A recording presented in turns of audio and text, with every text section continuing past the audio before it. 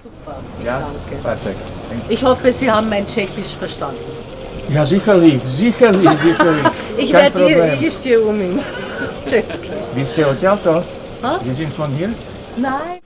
Od začiatku sympózií s menom Salve až po dnešok. Veľká vďaka v mene všetkých výtvarníkov a samozrejme aj v mene mňa.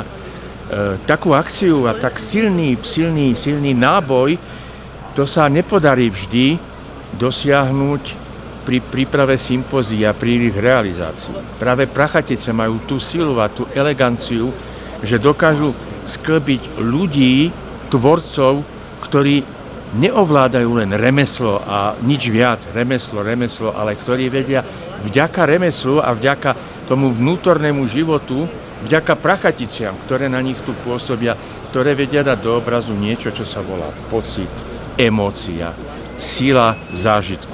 A to sú snad najsilnejšie a najhodnotnejšie veci, ktoré viem povedať o tejto výstave, o tomto sympóziu, ale aj o tých predchádzajúcich. Podľa môjho názoru robíte vec takú, že o tom by sa malo v celom Československu rozprávať do nekonečna. Je tu krásne. Nádherná atmosféra, nádherné mesto a nádherní ľudia. Všetko k tomu patrí. A k tomu všetkému jedna pani, ktorá to svojím spôsobom zastrešuje, je veľmi milá, organizačne schopná a skutočne vzácna a pekná. Volá sa Martina Klinecká. Chtěla jsem vám vysvětlit a přivítat vás na dnešní vernisáži, která se uskutečnila k našemu výtvarnému sympóziu Salve Prachatice. Umělci, účastníci workshopu tady s námi od neděle žili, pracovali a já jim za to moc děkuji. Milí účastníci, chci vám moc poděkovat, že jste přijali pozvání do Prachatic, že jste tady byli, že jste s námi o Prachaticích mluvili, že jste na ně mysleli a za to, že se ty Prachatice tak nádherně promítly do těch vašich děl. Tématem letošního ročníku bylo Nebe nad Prachaticemi, ale nechtěli jsme nějak účastníky svazovat tímto tématem, tak sami můžete posoudit, jak se jim to podařilo. Takže moc vám za to děkuji. Ich bin vom Berufsverband Bildender Künstler in Niederbayern und ich freue mich, dass so viele Künstler und Bürgermeister, Herr Mali oder Herr Pavlik aus der Umgebung, aus Wolani, aus Český Krumlov, da sind viele, haben sich ja ein Beispiel genommen an Prachatice. Und wir haben jetzt schon sehr viele Jahre einen sehr intensiven Austausch von Bayern nach Čechien. Výstava, ktorá je tu medzi nami a ktorú vidíte, s ktorou ste sa oboznámili, je nositeľom hodnot. Umenie ako také prináša hodnoty. Kultúra znamená vedu a umenie. Kultúra zo starej gréčtiny znamená kultivovať. Je len logické, keď spoločnosť pod vedením ľudí ako u nás, u vás, v Poľsku, vo svete, bude vedená tak, ako je, tak tá kultivácia nepôjde a ľudstvo sa dostane naspäť. V každom prípade tomu, aby sa to nestalo, vždy pomôže a pomáha umenie a veda. Pomôže každý váš obraz, ktorý tu je, lebo tie obrazy kultivujú. Tie obrazy nie sú na to, aby sme sa postavili, pozerali, alebo Ježiš, a to je dobre, a to je také. Tie obrazy sú na to, aby vytvárali atmosféru. Aby vedeli povedať vnútorne nejakú informáciu, ktorá vás prekvapí, ktorá vám padne dobre a ktorej sa poteší. Kultúra je kultivovať. Ako náhle sa ľudstvo nekultivuje, vracia sa naspäť. A to nechcem. Vážení, výstava je to dobrá. Výstava je to výborná. Tie diela, ktoré sú tu vystavené, mnohokrát prečia aj konceptuálne výmysly jednotlivých vysokých škôl, ich semestrálne práce alebo definitívne výsledky. Nie všetky, ale mnohé áno. Teraz to tvrdím, nechajme každého, nech sa prejaví. Názor na to môžem povedať, ale nech sa prejaví, nech ukáže, môže mu to ísť na nervy, to nie je točením hlavou a podobne. Patrí to v každom prípade ku každej dadaizmus, surrealizmus a tak ďalej.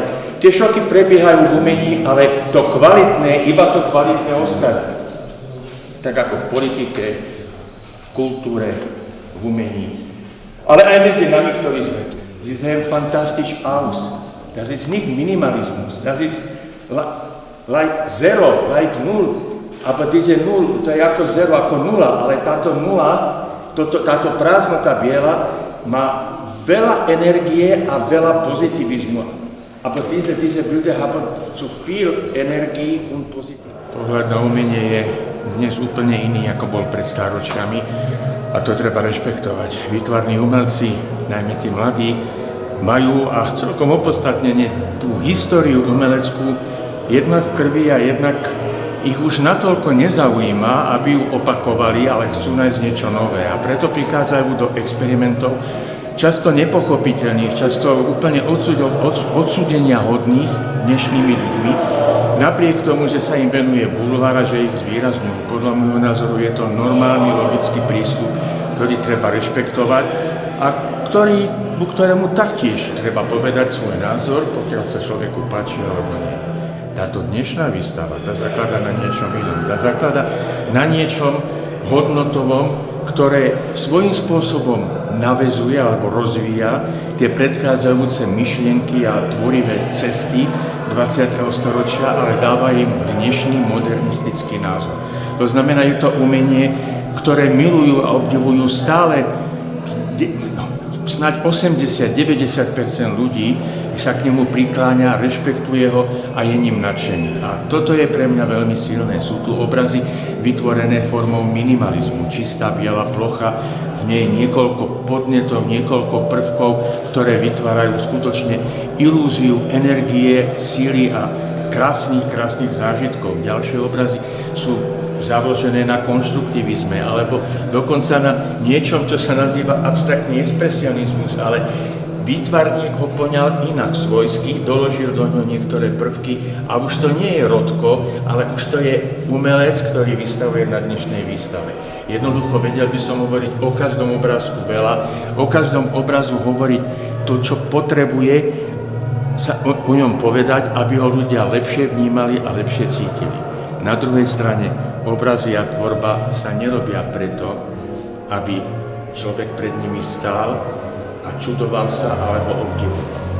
Obrazy sa robia preto, aby kultivovali ľudí, lebo kultivovať to znamená kultúra.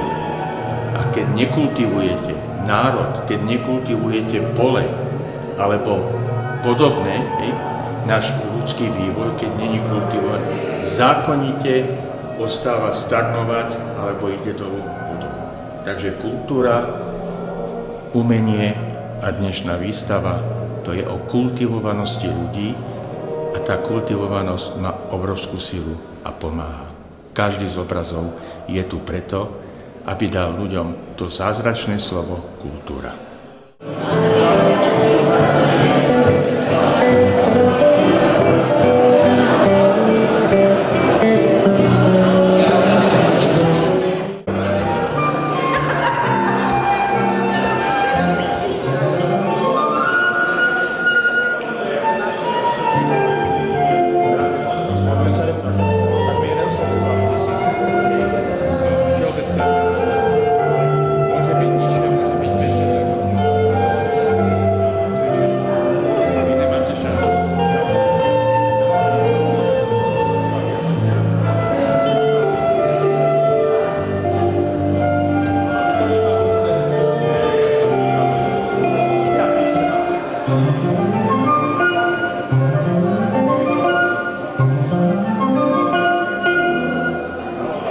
26.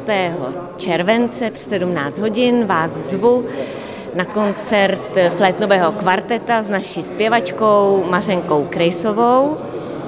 Paní Weisserová nás vždycky jednou za rok pozve a tentokrát nás zve k příležitosti poutě ke svaté Aně do kostelíčka, kde velmi rádi hrajeme. Letos je rok české hudby. Už od Tříkrálového koncertu, který každoročně děláme v galerii Dolní Brána, jsme připravili repertoár českých autorů. Uslyšíte Antonína Rejchu, Antonína Dvořáka a taky Bedřicha Smetanu. Velmi se těšíme. Akustika kostela je nádherná a už se tam cítíme jako doma.